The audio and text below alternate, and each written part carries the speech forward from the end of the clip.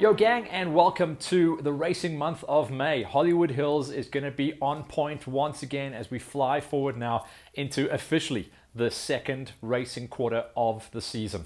2021 looks like it's going to be an absolute belter. By this time last year, we were all wondering what on earth we were going to do with ourselves as the big handbrake came up and we didn't know what to do. We were in our houses trying to figure out some home projects. Me and the LiveX lads came up with Live on Lockdown, which became Live on Hollywood as things started to get a bit more positive. But right now, there's positivity in the air. I know it's cold outside, but I couldn't care less. We are racing and alles is mooi.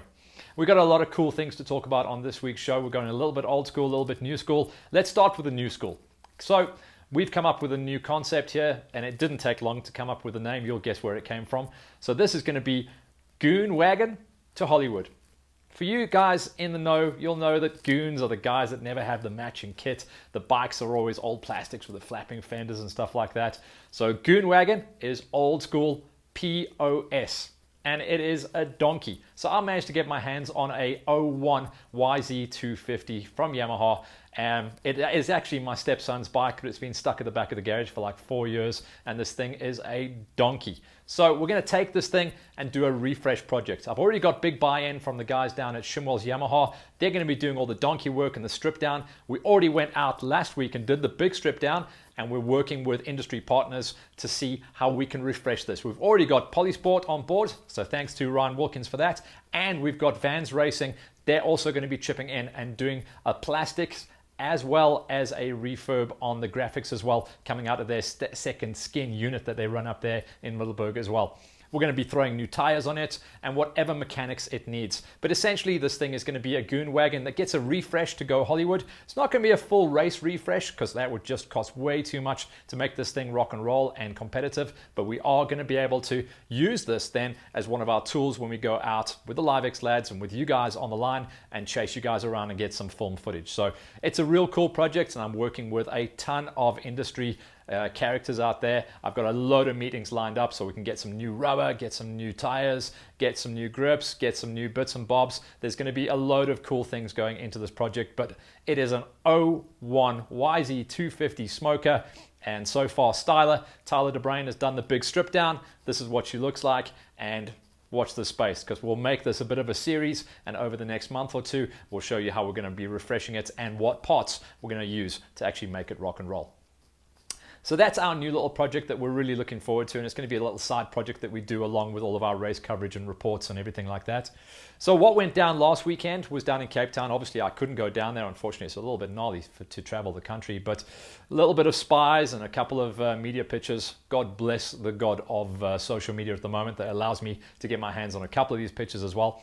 Basically, the guys that were on point are the guys that have been on point the whole way through the season on every race that they've entered. And that's Brett Swanepoel and Brad Cox. These guys are killing it in their categories on the off-roads as well as the national enduros. And they are light years ahead of the competition.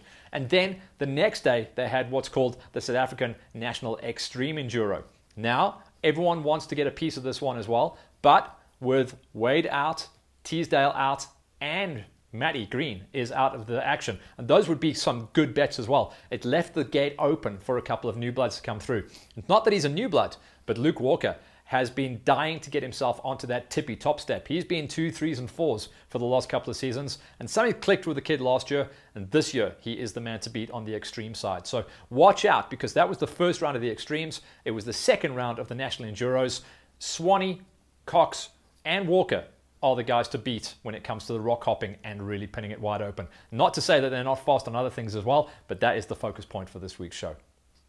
What else is coming around the bend? Well, this weekend it's a doubleheader. It's the final round of the EWXCs, which was supposed to be out at one of the different venues. Now it's had a late minute change. It seems to be a bit of a lastminute.com situation. The third round was supposed to be out at Piesonskloof, and that got changed to Heidelberg. Round number 4 is going to be out at Pekinwood. So no one's ever raced out there. A lot of guys practice out there, and the track is being dialed in at the moment. So hopefully that's going to be cool for the guys that go out there. My focus point this weekend, though, is going to be going out to GXCCs. Me and the LiveX boys will be going out there and doing a full production for you. Unfortunately, I've got very little information to tell you.